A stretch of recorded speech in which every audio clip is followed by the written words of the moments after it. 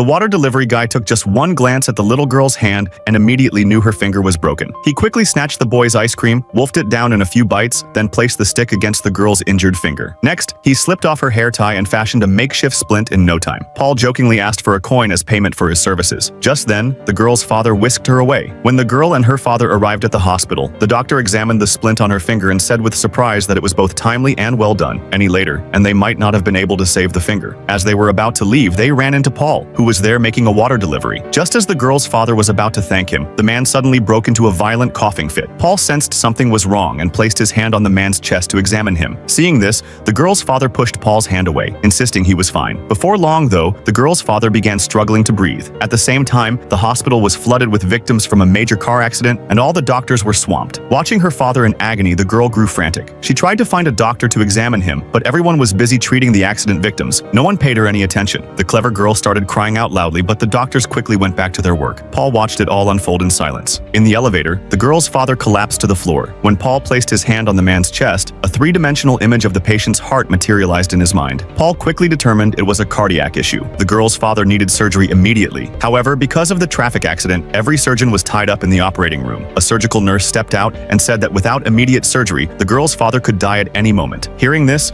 tears streamed silently down the girl's face. She knew only this man could save her father. She wanted Paul to perform the operation, but operating at a different hospital would destroy his medical career. Just as Paul turned to walk away, the girl grabbed his hand and pulled out the only coin she had from her pocket, pressing it into his palm. Looking at the tears rolling down her cheeks, he silently made up his mind that no matter what consequences he might face, he would do everything in his power to help her. Follow me for more incredible moments.